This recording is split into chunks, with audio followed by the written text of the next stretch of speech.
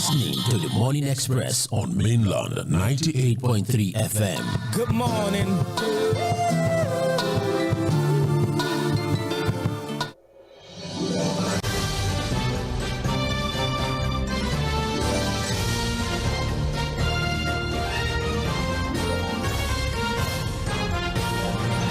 Hello, good morning.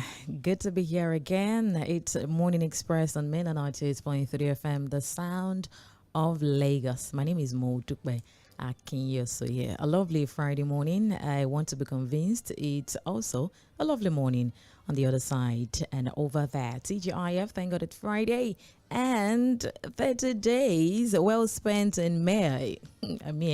The penultimate day in the month of May 2025. Tomorrow is the last day in the month of May, and I think it's not too early to say a happy June, happy new month to you in advance. But me to just ask if the month of May has been fair enough for you, and definitely I hope that the month to come will usher in more goodness for you. You say amen to that? Quite all right. A quick reminder to stay safe. Yes, during this wet season, we had it raining yesterday morning, though lucky to have that, just still cold this beautiful morning. As even at NIMET has predicted, thunderstorm and cloudiness. Plus heavy rainfall in some parts of the country. And it's quite unfortunate to even see news of the fact that people are already losing their lives to floods. And so that is why we need to reiterate the fact that personal safety and hygiene is very, very important during this wet period. So please, let's make sure as much as possible, make sure to stay dry. You can go on everywhere with your umbrella. Just get an umbrella or a raincoat or any other waterproof gear to stay dry when, venturing outside. You want to go outside, and make sure that you wear non-slip footwear to actually prevent falls on wet or slippery surfaces, and also make sure to practice good hygiene. These are the things that we keep reminding ourselves. That's why we're here, and that's why the sign of Lagos is always at your beck and call. So practicing good personal hygiene is quite very important. Regular hand washing, and especially after being outdoors, and avoid contaminated food and water, because at this point you get more occurrences of contaminated water. And you can also, because of hybrid of mosquito, you can use mosquito repellent to protect yourself from mosquito bites, as definitely stagnant water during the rainy season can be a breeding ground for mosquitoes. And for those that will be driving, for driving safety or safe driving, so to say, please drive carefully. Be extra cautious when driving, especially during heavy rain, especially when it's raining, as roads become, not drive through flooded areas, as they can be, deeper than what you think or what they appear to be, and can definitely damage your vehicle if not accident. And also make sure you maintain your car and your home and environment. Make sure that they are clean. Yes, clean surroundings, check leaks, make sure that everywhere is safe, and would definitely have a safe one, because it's really not a good one where we hear lines that shape our world, to the stories behind other stories, and even dates from, the staple of our political space, health, economy, social economy, education, business, metro, opinions, editorials, whatever it is, and many more. The 8th day in the month of May 2025. Join us live on Facebook and YouTube. We're streaming live there. You can join us at Mainland 98.3 FM, and you can also listen via Radio Garden, regardless of your location. You can also always enjoy the content listen via our website. Very much accessible and easy to use. Just go online, search www.mainlandfm.com, and you get us right there. We'll be joined by Mᴏᴜ Fᴏᴜ as always. We'll be giving perspective to the several. Hello, Mᴏᴜ Fᴏᴜ. Can you hear me? Yep. Yeah, I can hear you. Good morning, Lady Mo. How are you? I'm doing very well. Good morning. How are you? Hope you had a restful night. Yeah, it was a restful night. And it's raining like yesterday. Yesterday. Yes. Good morning, and thank you very much. TGIF, thank God it's Friday. For having me. Thank you very much. It's always a pleasure to have you give perspective, proper, light to the stories and updates every point in time. Well, you're welcome once again to Trends in the Papers on Mainland 98.3 FM, the sound of Lagos. Join us on Facebook and YouTube at Mainland 98.3 FM, on our website, www.mainlandfm.com, and also on Radio Garden. All right. Yesterday, actually, the 29th of May 2025, we had quite a handful of events that happened yesterday. The second year of presidency, and we have a scorecard dissected in several perspectives. Even the president, also gave his achievements, what has been so far, or what the administration has done so far, and of course, moving ahead. Also, yesterday, okay, we got the news as well from even the website of the African Development Bank. We were put in the concluding episode of the president, Akiwumi Adesina, as a 5-year term president of the African Development Bank, with Mauritanian economist Dr. Sidi Houd Ta succeeding him as the 9th president from September 1, 2025, with Delta State topping the medal table with 323 medals, Bayelsa finishing second with 224 medals, and Ogun State, the host, coming third with 232 medals, and Team Rivers maintained the 4th place with 193 medals, plus the celebration of the governor of Ogun State at 65. Actually, it was also celebrated, and also we had a sad and unfortunate incident of a disturbing number of people losing their lives to flooding in Niger State. We'll get actually to the nitty-gritty of this headline, just to bring you the plethora of things that happened yesterday. All right, so some of our dailies, the newspapers this morning has from the front pages of their papers this morning, the Punch have congratulatory message of the second year from Tantisa Security Service Nigeria Limited, and even the Guardian newspaper has celebrating 2 years of leadership and progress, signed by Senator Dr. Abdulaziz Yari Abubakar and all of that. But speaking about, we would still definitely talk about the anniversary this morning, but in the perspective of captured midterm review, APC fights back as Labour counters Tinubu's scorecard. Organized Labour yesterday delivered an unflattering assessment of President Bola Tinubu's 2 years in office, saying that his reforms and policies brought nothing but pain and suffering to Nigerians. And the Labour movement, they actually countered Tinubu's claims that the worst days are over, pointing out that his economic reforms have plunged over 150 million Nigerians into multidimensional poverty. That, according to a statement, the NLC President Joe Ajaero submitted that far from renewed hope, that his government has merely recycled the same failed neoliberal experiments of the past. But you would know that responding to that kind of reaction, the All Progressives Congress also had to push back against Tinubu's critics, accusing the NLC of misrepresenting the reality, saying that according to the APC National Vice Chairman of the Southeast, Dr. Ijeoma Arodiogwu, saying that the NLC's evaluation lacked depth and objectivity. Fuad, of course, I'm sure that you are in the known, and you have stakeholders and analysts, experts, so to say, school of thought that have been assessing the 2 years of President Bola Ahmed Tinubu, speaking about his achievements so far and even the promises before or assuming office, talking about tackling economic instability, improving the security nationwide, reducing corruption, so to say. We've been getting, the scorecard dissected yesterday, giving percentages to the several sector, how far the administration had fared so far in the last 2 years. But Fuad, the organized labor, saying that, so the reforms are just brought nothing but pain and suffering to Nigerians. Fuad, what is your reaction? Well, I think we started this midterm assessment of President Bola Ahmed Tinubu yesterday. Even before yesterday, we've been doing more like a performance review of the 2 years of the Bola Ahmed Tinubu presidency. And so I think it's also going to take us to the weekend. The fact is that we may not all agree. It's impossible to have every Nigerian agree. Right, just like a talking drum. Yeah, just on what can be considered the achievements of this government. Of course, the people in government think it's done very well.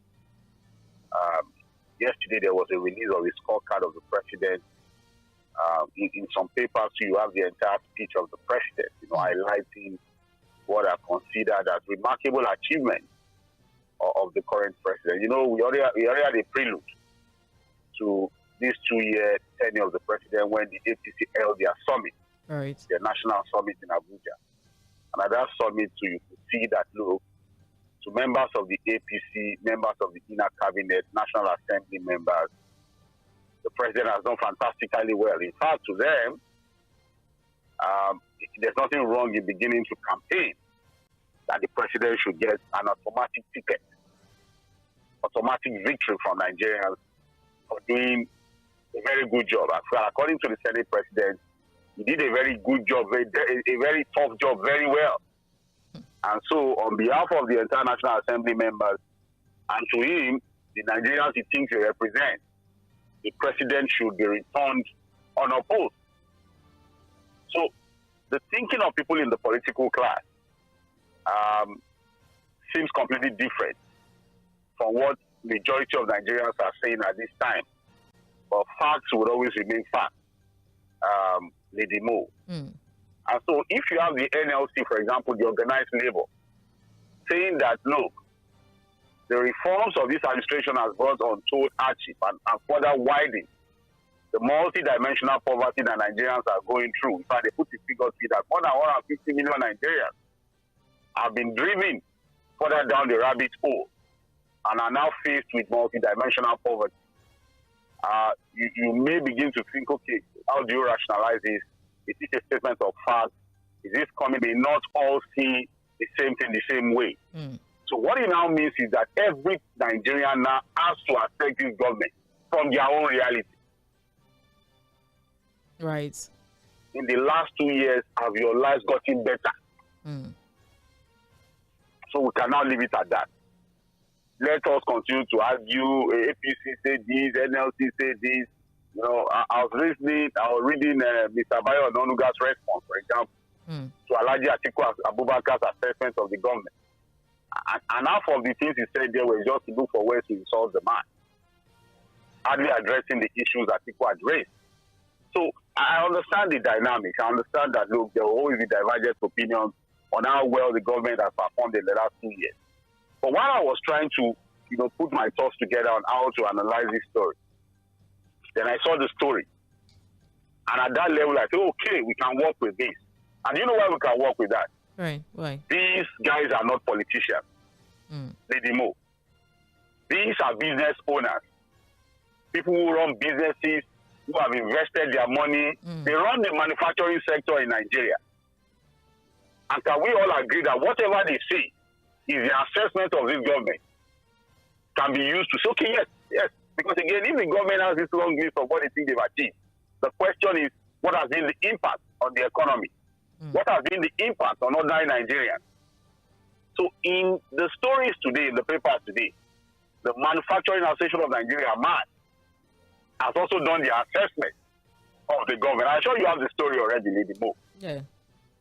So if we think, if the PDP says something, the Labour Party says something, organized labor says something, Atiku says something, these are just bitter people because they lost election, they have not recovered from the loss of the election. If there's a journalist doing an analysis and you think, it's because he hates the APC, he doesn't see anything good in them. Some of them will even stylishly come with their against the ruling party. So we continue to have all of those representation of facts and things.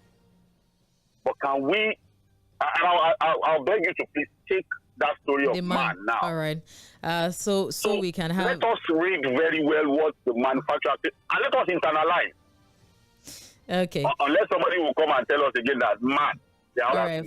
For better understanding, the Guardian captures the details of the perspective of man.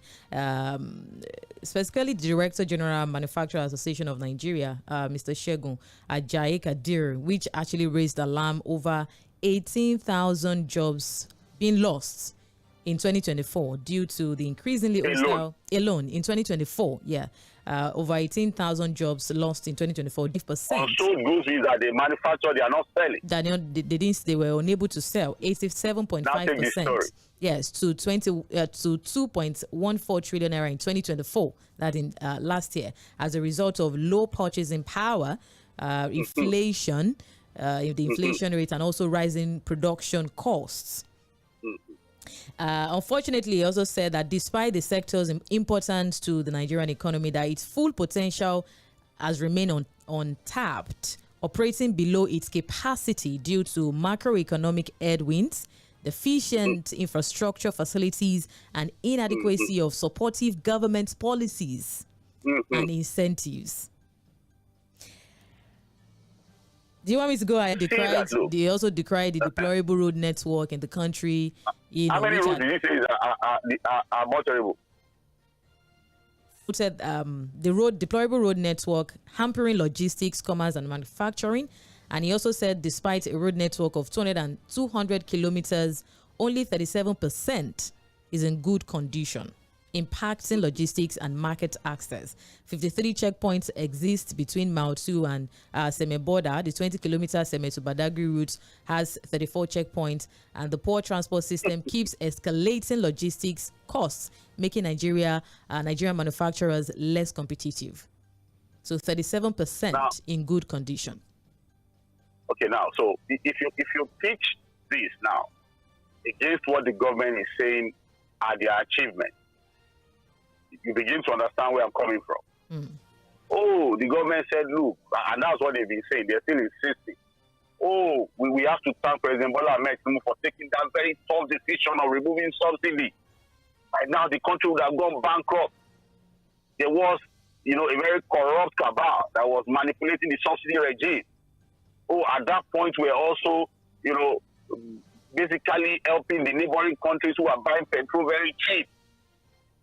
So every presidential candidate at that time also said they were going to do the same thing. So we have to thank the president for taking that very tough decision to save the country. Oh, we also have to thank the president for floating the naira. There was dollar racketeering.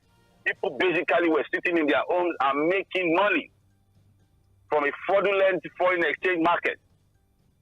So now, those were bold decisions according to people who thought that the way those policies were implemented had saved Nigeria.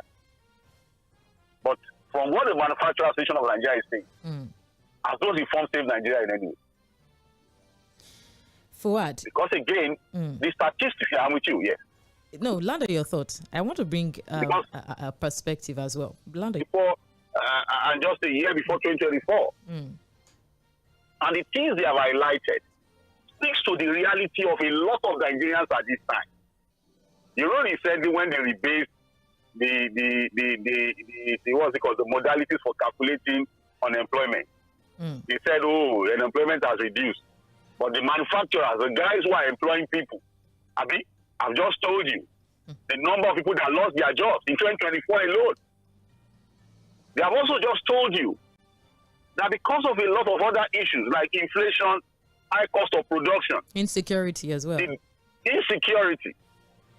dwindling purchasing power of a lot of Nigerians. When we say dwindling purchasing power, a lot of the reasons why the purchasing power of Nigerians have reduced drastically comes as a result of the policies of this government. So do you know what it means? The cost of transportation, cost of rent, cost of food. So how do you try to solve one problem and create multidimensional problems? Just balloon everything and make a mess of the whole thing. Oh, subsidy was the problem. The subsidy regime has become cesspool of corruption. We agree. But what about the methodology in addressing that issue? Can we safely say the approach was the best to solving the fraudulent subsidy regime at that time? So where are the safety nets of the way the government removed subsidy without having a clear plan? Palliatives were shared. Sorry? Palliatives. We had palliatives immediately after the removal of the subsidy. So what palliative? Rice, cash transfers, and the likes. Yeah.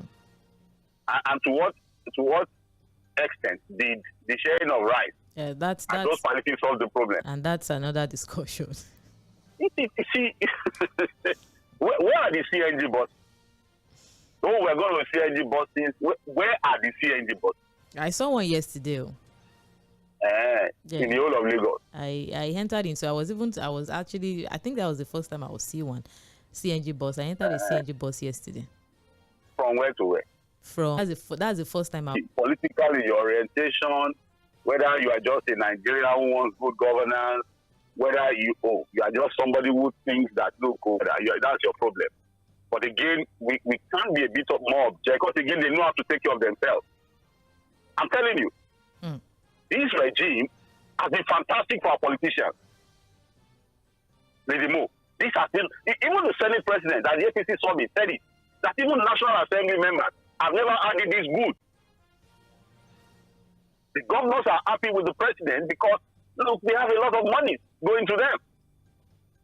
But has it changed anything? Has it changed the reality of a lot of Nigerians? And then we need to ask ourselves, to whatever the government thinks they've been able to do so far, how adequate has it been? How impactful has it been? To what extent have all of those things they are listing as their achievements been able to turn the things around for the betterment of ordinary Nigerians? So, we can continue to have this debate, and I understand that we will never agree. But there's something that we can all agree on. And if you dispute that, then it's fair you have problems. We can all agree that whenever the private sector gives an assessment of a government, we should take it seriously. Reality. But for what? Quickly. Go to a lot of our supermarkets, at shopping malls. Products are staying far, far too long on the shelf because people are not able to buy. And you know what that means? It means that manufacturers will have to scale down on their production. Scaling down means what, Lady Mo? People have to lose their jobs. But I was at the pharmacy one day. Yes, I'm with you, Lady Mo. Don't you also think that it's quite too early, 2 years, to give the administration benefit of doubt? I mean, even the administration and several policies that the administrations have embarked on so far are policies that would give. We have to wait for a while to give us a long-term result, so to say. So don't you think that, for example, even President himself spoke about electricity, that he promised 24-hour power supply before the end of his first term, that at the end of his first term, if you do not have 24 power supply, that people shouldn't vote him the second time. Though they had that discussion yesterday, and Mr. Okodua was saying, well, this is the second year, at least we should have 12 hours a year power supply. But really, I'm just asking, don't you think we should give a time to the kind of policies that the administration have embarked on so far? Can't give the earliest results that we are expecting at this point? Now, Lady Mo, this is the issue here, and I think you need to understand that, look, the morning shows the day. You know, like they jokingly say in the street. Saturday is over my dad, Friday, let's see my mom. Right. So, no, from Friday, you already know. You know, if there are people who are looking to be the outcome of the President Bola Ahmed Tinubu presidency, it's been like almost like 6 months into his presidency, I made my conclusion. Because it's about pattern, Lady Mo. You need to follow the pattern. 1, 2, 3 steps, you understand, okay, this is the trajectory. And this is going to be the pattern, is to make a lot of more money for people in government. There's going to be aggressive revenue drive. It's all about making money for people in government. Hoping that money will now be judiciously used to transform the lives of the people. But where are we on that? Yes, the government has been able to do what it has done. Subsidy, also talking about ban A on electricity costs, tariffs, import duty. Yes, all of those efforts that have seen a lot of Nigerians driven further down the rabbit into power. You can see that all the governors are not complaining again. Have you not noticed? But how has those monies, the more money they've been able to get, how has it impacted the people? Has it had a significant impact on the living standards of the people? That's the question. And so when you come up with a policy directive, a policy idea, was so determined to raise more revenue for government so it can give more money to the governors and what have you, without understanding or without taking into consideration a corruption index. So you put more Nigerians into suffering to raise more money for people in government. They have more money now, nothing has changed. So what it means is that you are putting people into suffering in vain. They are suffering in vain. That's number one. Number two, Lady Mo. Oh, Nigerians should be patient. It's just 2 years. That was the same thing we said. 8 years, Buhari, nothing. I was asking Sage yesterday that when Buhari came into power in 2015, how old was she? I said she was a teenager. I don't know whether I ask the same question, but I'm sure something must have. The way you did phone now, so you also talked about into one's age.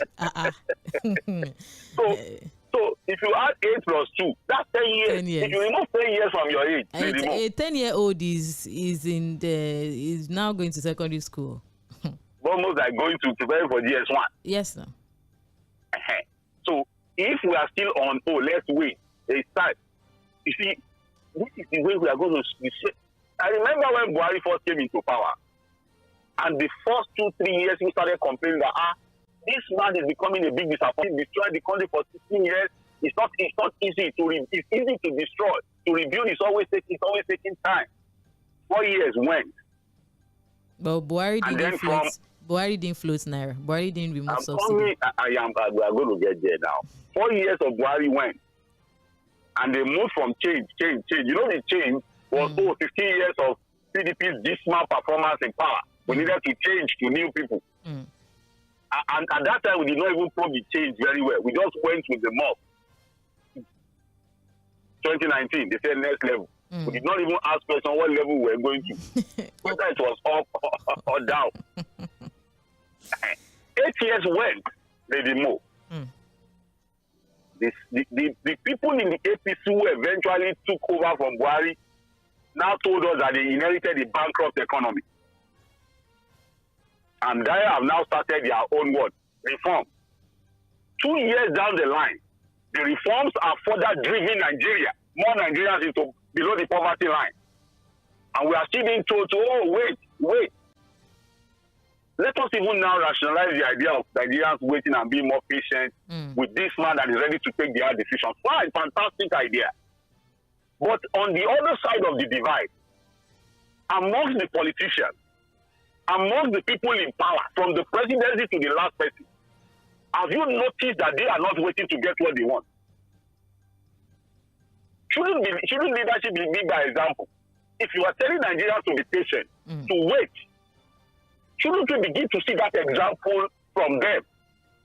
The president needed a jet. He didn't get it immediately. There was a car President Buhari was using, a Mercedes-Benz that he was using, that he left. Didn't the president get a new Escalade? Did they wait, for example, to put over 20 billion to renovate the residence of the VP that the VP is not even using till today? Did the National Assembly members wait? The same Assembly members who have all manner of vehicles, did they wait to get their own SUVs? Are we not seeing all manner of reckless appropriations in our budget? Has anything changed? The same things that put us in this mess. How well have we been able to stop it? The fleecing on the economy and the wealth of the nation. So what has changed? So we should continue to wait. And let me tell you, Lady Mo, do you know that the next 2 years of this government will be all about politics? Have we not even started the politics now? Of next election. Do you know that governance is going to take the back seat now? The next 2 years, from the way people are decamping, the statement politicians are making, is it not enough for you to know that governance is going to take the back seat, and what we're going to be dealing with will be more of politics and politicking?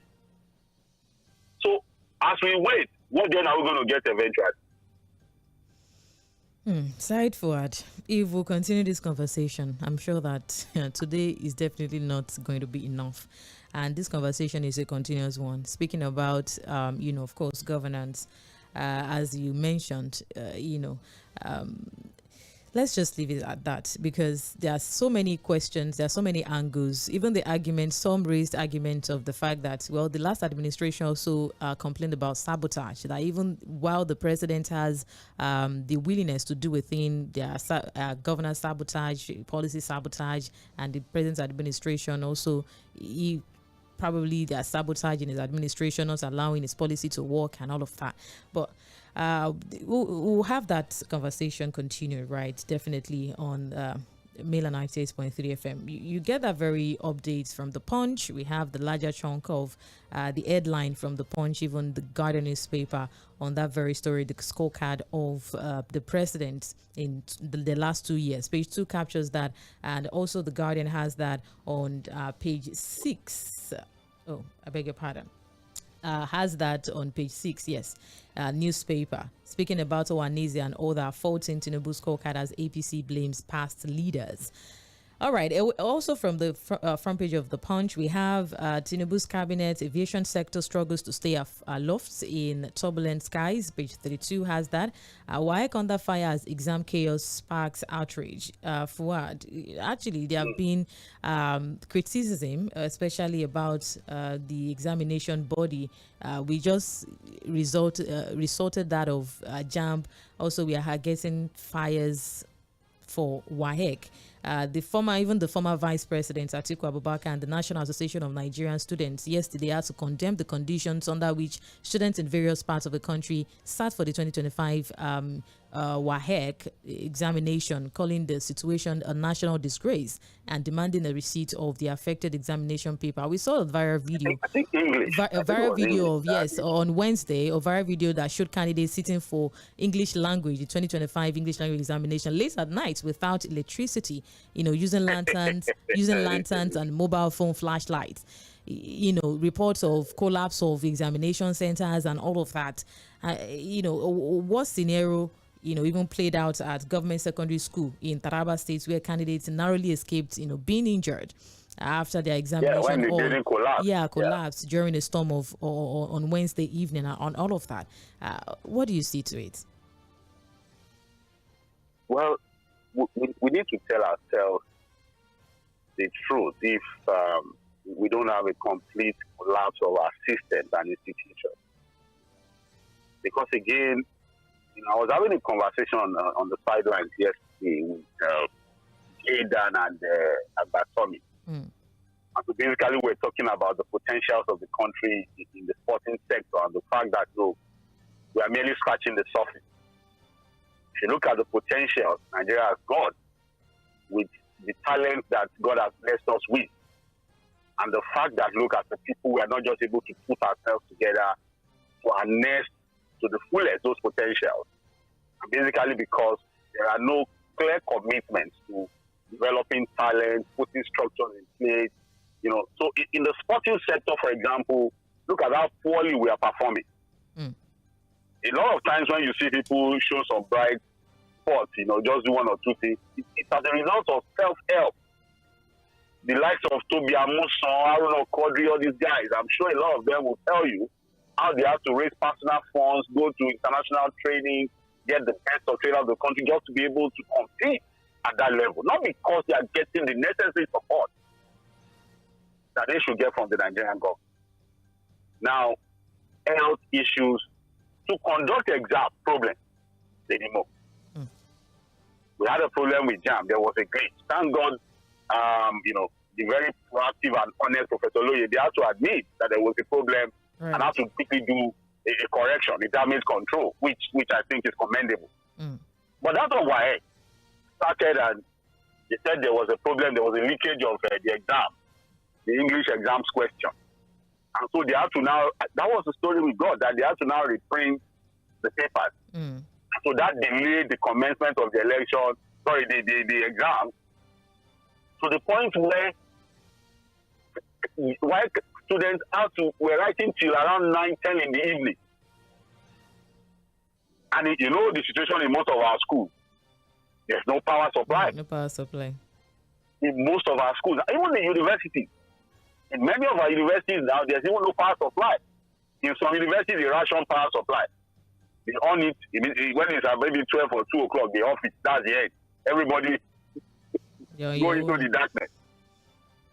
I'm telling you. So just imagine that most of the I don't know maybe the private secondary schools will be able to power their own school, but in most of the government-owned secondary schools, there was no power supply, so the students had to write the exam in there was a windstorm, the rains were coming, the building collapsed on the students and the vigilators.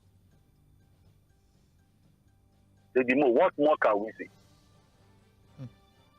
I'm afraid to say that, look, it's almost looking like a failed system. You know, I was having a conversation with some of our senior colleagues in the media, and we're taking a note of that. Look, when they say a country is a failed state, what are the things you see in the failed state? Do you know that when you tick all the boxes, the only thing that is left for us that we have not gotten into as a failed state is that we are not in a state of war. But collapsing infrastructure, poor health, poor education, extreme levels of corruption, all the things you see in a country considered as a failed state, we already have in Nigeria. The only one, and I think it's just God that is keeping us together, is that we are not in a state of war. So what is left? And there are people who are still delusional about this thing. They are still even in denial about the fact that, look, the system is not working. Said Fuad, thank you very much for that. Still trends in the papers on Mainland 98.3 FM, The Sound of Lagos. On the WAG, being under fire, page 2 captures from The Punch. Just quickly, The Guardian also captured Amnesty International says gunmen killed 10,217 persons in 7 states. Page 3, we had update from the Amnesty International saying that President Bola Ahmed Tinubu's 2 years in power, at least 10,217 persons have been killed in attacks by gunmen in Benue, Edo, Katsina, Kebbi, Plateau, Sokoto, and Zamfara State. Meanwhile, the governor of Katsina, Diko Reda, suggested that effective tackling of insecurity must include addressing the issue of informants. But the breakdown of the AI reports indicates that over 6,896 persons were killed in Benue. Precisely 2,630 in Plateau and 638 villages were sacked by bandits in Zamfara. Though the NSC had come out to decry the report, saying that, and even invited them for a consultation meeting about the figure that had been put out and all of that, denying the fact that, the report is malicious and all of that. But we also, the NSC, yes, they've called for a consultation meeting. But we also there are videos that are, evidences of these killings, these attacks happening, especially in the northern parts of the country. Fuad. It is also a thing of admission, admitting that yes, there are security concerns and tackling. I'm not expecting the NSA to agree to this report from Amnesty International. Again, Amnesty has not always been in the good books of most failing governments in different parts of the world. They would always tell you, Amnesty International just always comes up with blah, blah, blah, and all of that. So I'm not surprised that this is debunking and saying that's just a malicious report. We know what we know. And we don't need to in different media platforms, different parts of the country are able to put out this information. We know of the stories of the killings in other parts of the country. Northeast, in the northwest, even in southeast and southwest and southwest. So the SEC is really denial about this thing. It's a man that likes to talk about him. And that's why I think Mr. President, if he really wants to achieve about something meaningful, because that's actually supposed to be the first major president. The security of lives and properties of people has to go. I'm not saying give him another job. I think he has his mind delivering on the job. Said Fuad, the network is quite breaking. Your words. Sorry, can you hear me now? Okay, I think it's better now. Oh, sorry. Like I said, we can always have this back and forth. Amnesty International is just malicious.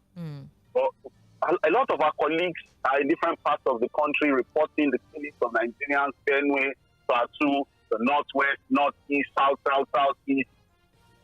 We do reviews every day, and the figures are there for us to consider almost on a daily basis. If you understand what I'm saying. Right. So, and that's why I will continue to appeal to Mr. President. The NSA has to go. He appears to be a man who is more interested in politics. His mind seems to be more invested in the politics of this time than even doing the job he has been appointed to do. I know there's always been questions about his competence, his capacity to even deliver in the first place as a former police officer who now wants to head and give directives to our security architecture. This is not, and for me, the first thing to do is to remove the NSA and get somebody who will be ready to deliver on the job, who is going to take his mind away from politics and just deliver on the job. Fuad, that being said, speaking about losing of lives, we got reports as well about flood killing 21 and washing away 50 homes in Niger State in the early hours of yesterday. The affected settlements, Tifin, Maza, and Anguwan, Wasawa in Mokwa town in Mokwa local council.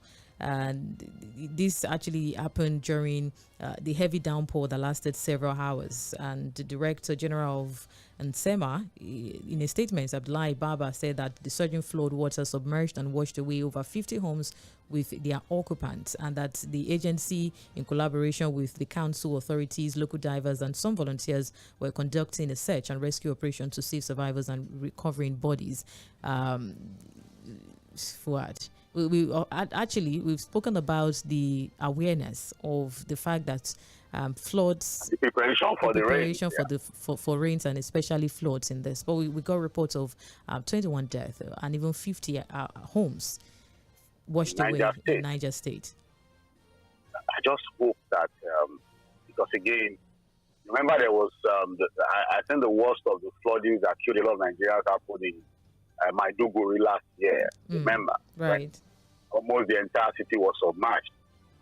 I just hope that all emergency response agencies in the government are getting prepared, already moving in.